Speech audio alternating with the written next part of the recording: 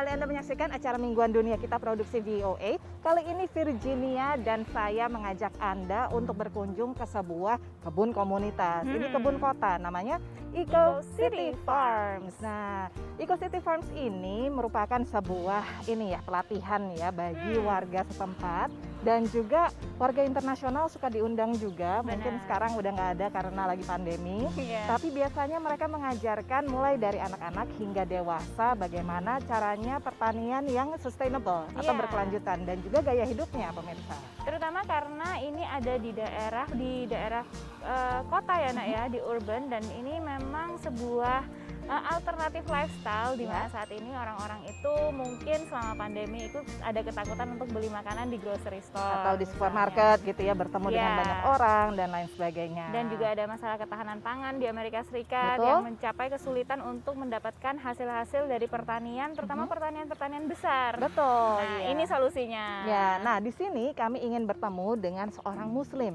Ya rupanya punya sebuah inisiatif selama bulan Ramadan. Ini kalau nggak salah ya tajuknya adalah Green Ramadan ya. Benar sekali. Nah dari tajuk Green Ramadan ini mengajak komunitas muslimnya untuk juga lebih sadar soal lingkungan dan isu-isu lingkungan dan bagaimana caranya mengaplikasikan ajaran Islam ke dalam hal-hal yang bisa menjaga atau mempertahankan sustainabilitas dari lingkungan itu atau ketersinambungan dari komunitas ini. Bagi Cory Majid, Ramadan adalah kesempatan untuk bertransformasi. Semangat ini yang ia bawa dalam menggagas Green Ramadan. So we do things during Ramadan that we may not necessarily do throughout the year. We're abstaining from food and drink. We're doing all these things that are making us stronger spiritually. Do them during Ramadan. Make that habit during that 30 days and then take it with you throughout the year. Green Ramadan bermula pada 2013 ketika Cory berbuka puasa di masjid yang menggunakan produk styrofoam untuk menyajikan makanan buka puasa.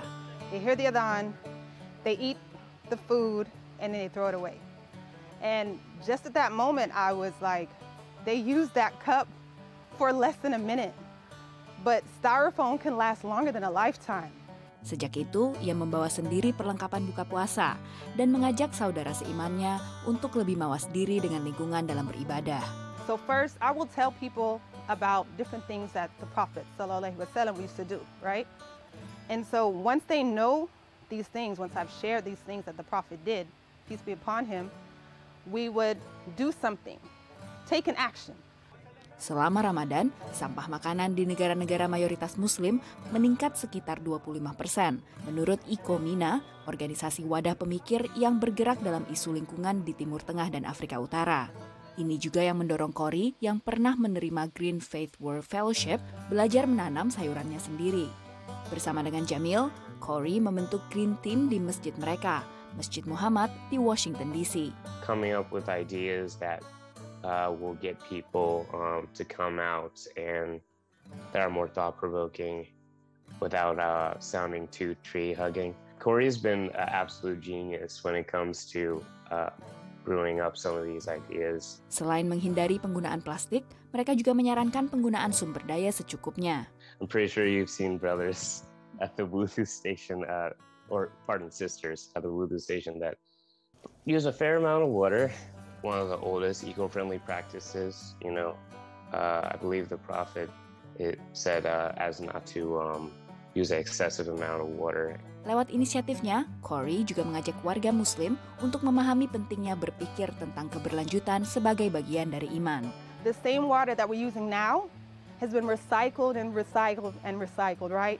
It's the same water also that the Prophet used. Okay, I want to use it like it's sacred because it is. Dari Hyattsville, Maryland, Virginia Gunawan dan Supriyono, VOA. Nah, pemirsa, kita masih punya banyak lagi liputan soal Ramadan di Amerika Serikat. Betul, tapi sekarang kita istirahat dulu. Jangan kemana-mana, tetap di dunia kita.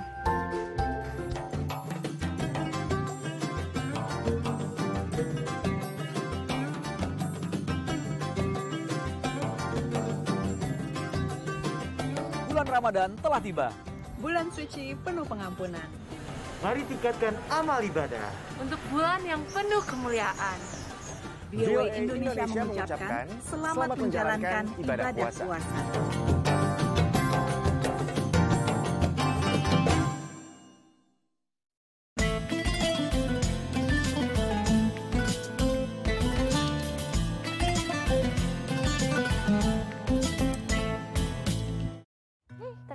lihat. Nah, aku nggak Ya iyalah. Macam-macam aja. Tadi rencananya kan pengen volunteer di Eco City Farm ini. Ya, kalau aku sih mungkin volunteer ini kalian nanam-nanam gitu ya. Kalau aku mungkin volunteer Lumayan. makannya kali ya. Oh iya, boleh juga. Halo, Nah, pemirsa. Nah, cerita ngomong-ngomong soal Ramadan di Amerika Serikat ya, ada berbagai pekerjaan dan seperti yang kita ketahui kalau di Amerika itu karena populasi muslimnya sangat kecil, Ya. jadi business as usual ya, Nak ya. Betul, ya. Jadi kalau misalnya kita perhatikan tadi Mbak Pori di sini juga ya setiap puasa dia juga tetap Volunteer, berkebun. Ya. benar. Nah, ini melihat profesi lain yang ada di Amerika Serikat, Betul. salah satunya adalah sebagai pekerja pos. Nah, ya. Pekerja pos di Amerika Serikat ini punya tantangan tersendiri, apalagi kalau misalnya musim panas. Ya. Tapi beruntung kali ini bulan puasa atau bulan Ramadan itu jatuh di musim semi yang agak lumayan lah Lumayan ya, lah udaranya ya, masih agak udaranya. sejuk gitu ya, nggak terlalu panas Benar. seperti Ramadan tahun lalu. Dan berikutnya kita juga akan mengajak pemirsa untuk berkunjung ke kota Philadelphia. Nah, ini termasuk salah satu kota di Amerika Serikat yang punya konsentrasi warga Muslim yang tinggi juga. Ya, jadi kita lihat bagaimana kiprah warga Muslim di sana, apa saja suka dukanya dalam liputan berikut. Aturan tinggal di rumah selama pandemi corona memang tidak berlaku bagi para pekerja garda depan seperti Yusi Ahmad.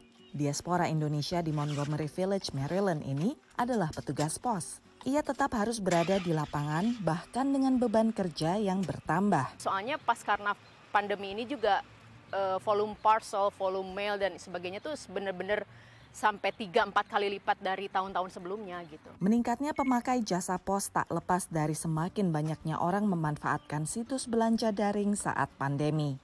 Petugas pos juga bekerja ekstra keras mengatasi berkurangnya karyawan yang harus dirawat atau dikarantina karena terkena virus corona. Kondisi ini awalnya sempat meresahkan Yusi yang sudah 4 tahun menjalani profesinya. Oh iyalah, sangat. Apalagi semenjak ada temen yang satu kantor kena COVID ya. Walau kebanyakan bekerja sendiri mengantar surat dan paket, serta jarang berinteraksi dengan karyawan lain, Yusi selalu berusaha menjalankan protokol kesehatan dengan ketat, terutama demi keselamatan anak-anak dan suaminya. I always worry about her anything she does, but due to COVID, I think she's better off. She's being as careful as she can. Remzi Ahmad, putra sulung Yusi, merasa bangga dengan profesi ibunya sebagai pekerja garda depan. I'm extremely proud. Just from the beginning, I see how she has to make the effort, like in front of everybody else, to be there, kind of like in the front lines, facing the pandemic. I'm extremely proud of her in that regard. Selain pandemi, tantangan lain yang dihadapi Yusi adalah mengatasi udara panas, terutama saat Ramadan seperti tahun lalu. Di dalam truk itu kan nggak ada AC. Jadi bener-bener yang bikin kita tuh kayak hampir mau pingsan sempet gitu. Pertama udara yang penting karena aku kerja di luar kan. Jadi bener-bener spring itu awal yang udaranya enak. Terus aku yakin banget gitu kayaknya bisa ibadah lebih pola gitu dibanding tahun-tahun yang waktu puasa di summer gitu banyak bolong-bolongnya. Sehingga ia menyambut gembira Ramadan tahun ini yang jatuh pada musim semi. Apalagi ia pun telah menerima vaksin COVID-19. Yusi juga berharap dapat segera berkunjung ke Indonesia bersama suami dan anak-anaknya. Dari Montgomery Village, Maryland, Aryatna Budianto, Nia Iman Santoso, VOA. Dalam cerita Ramadan kali ini, kita sama-sama ke Philadelphia, kota paling padat di negara bagian Pennsylvania, yang juga salah satu kota dengan presentasi warga muslim terbanyak di Amerika. Kita berada di kawasan Walnut di Philadelphia ini, Pak. Ya, dan ini sebenarnya memang dekat dengan kawasan kampus. Tapi komunitas muslim juga semakin banyak di area ini ya. Ya, semakin banyak. Kita lihat di belakang kita ini toko halal, restoran, sebelahnya juga ini juga toko halal restoran, dan di sebelah sana masih bisa lihat itu. Kami pun bertemu dengan Gunawan, diaspora Indonesia yang bekerja di kawasan ini. Iya, oh bagus. Jadi dulunya bioskop ya? Dulunya bioskop. Sejarah masjid ini dulunya dibelinya sama 2 orang pelajar, student dari Universitas Pennsylvania dari orang Saudi Arabia. Karena di sini banyak orang Muslim dari Afrika, dari Timur Tengah, mereka membeli masjid ini, adik kakak. Nah, harus habis itu disumbangin diserahkan kepada UPenn untuk dipergunakan oleh komunitas Muslim di Amerika ini. Nah, di situ lihat ya seberangnya itu toko halal, Makkah Market. Kerja di situ? Betul. Kita lihat sana. Ya. Makkah Market, tempat Gunawan bekerja ini adalah salah satu toko yang menyediakan berbagai kebutuhan warga Muslim sejak tahun 1996. Pemiliknya adalah keluarga pendatang dari Palestina.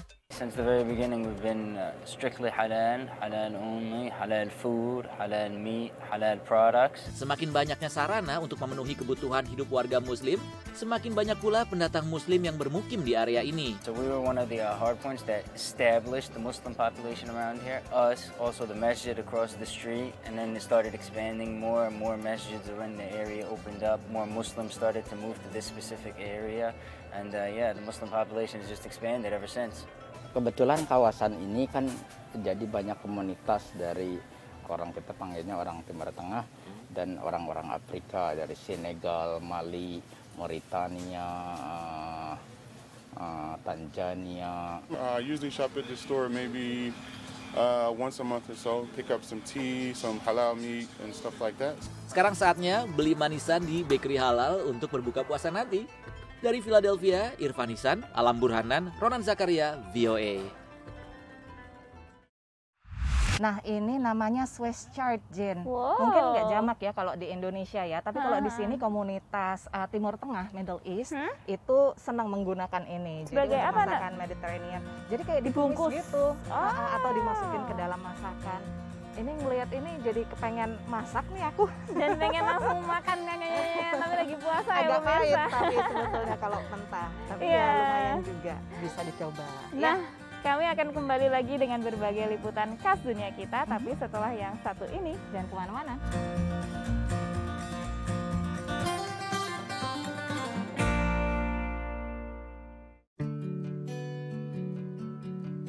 Senang ya kalau misalnya berada di kebun seperti ini. Tapi kalau misalnya udah mau menghasilkan, kalau masih bibit agak-agak basi isinya.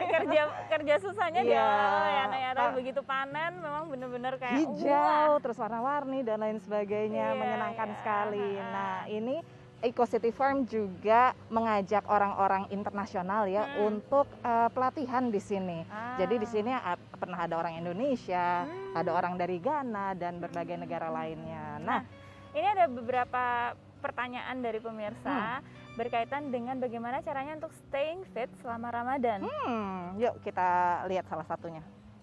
Hai dunia kita, saya Roni dari Jakarta. Bagaimana sih pada umumnya umat Muslim di Amerika berolahraga pada bulan Ramadan? Hai Roni, terima kasih atas terima pertanyaannya. kasih. Nah, memang kalau di Amerika itu selama Ramadan memang mungkin jadi salah satu tantangan, terutama kalau misalnya musim semi sampai Betul. musim panas ya, Nak, ya. Karena panas sekali dan puasanya itu panjang. Benar. Kalau sekarang ini kira-kira 14,5 hampir 15 jam karena semakin lama itu semakin mengarah ke akhir Ramadan itu subuhnya semakin early atau semakin awal. Nah, maghribnya semakin lambat. Ya.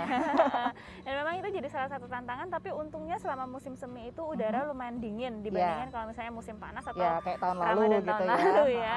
Memang itu benar-benar jadi garing banget. tantangan. Iya. Tapi kalau misalnya untuk berolahraga atau staying fit, banyak caranya dan itu tidak menjadi tantangan ya buat para muslim di Amerika Ya, ini ibaratnya kalau misalnya udah niat ya mereka memang atau emang udah senang olahraga, itu adalah lifestyle mereka, ya mereka pasti akan melakukannya. Walaupun mungkin ada adjustment ya, ada penyesuaian. Tapi banyak misalnya kayak kegiatan fasting 5K, ini ada sebuah kegiatan sosial yang biasanya berlangsung bulan Ramadan, tapi karena pandemi sudah dua Ramadan ini tidak berlangsung. Iya, tapi memang banyak inisiatif yang mengajak warga muslim di Amerika untuk tetap stay aktif, tetap berolahraga dan menjaga stamina agar tetap bisa menjalankan kegiatan setiap harinya. Atau setidaknya tetap bergerak lah ya. Bener. Jangan di rumah aja gitu Iya, tidur iya. nanti tengeng kepalanya. Nah, mumpung nih kita bicara soal olahraga, aku ingin mengajak pemirsa untuk berkenalan dengan seorang muslim asal Afghanistan. Nah, dia ini adalah pengungsi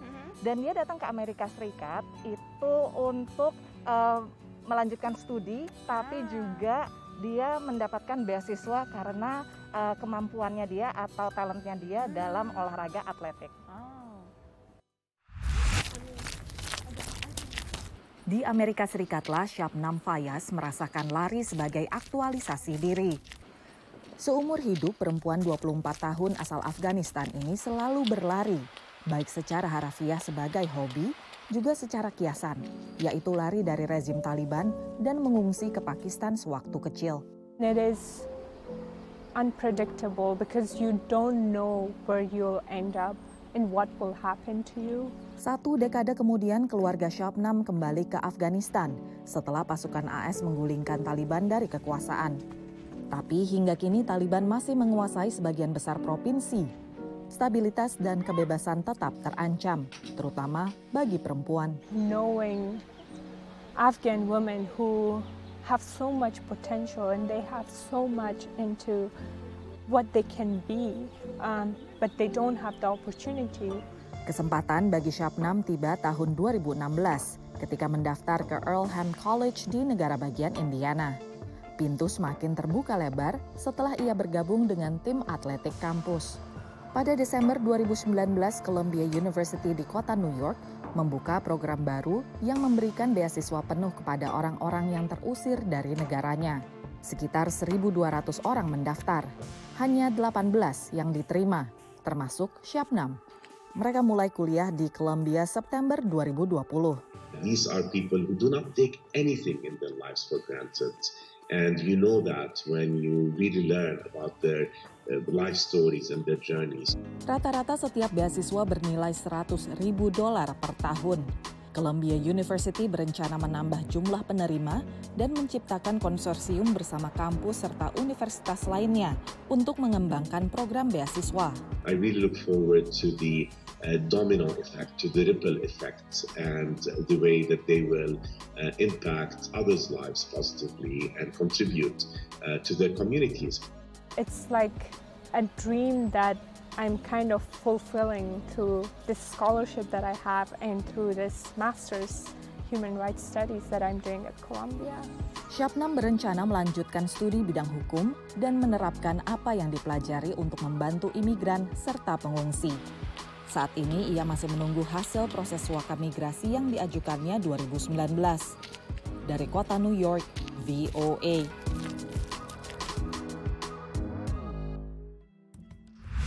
Aku agak saltum nih nak pakai kebaya di tengah-tengah Nggak apa-apa, pertanian. yang penting tetap cantik dan merah merekah. Nah, pemirsa. Thank you so much. And you can eat that. What is this?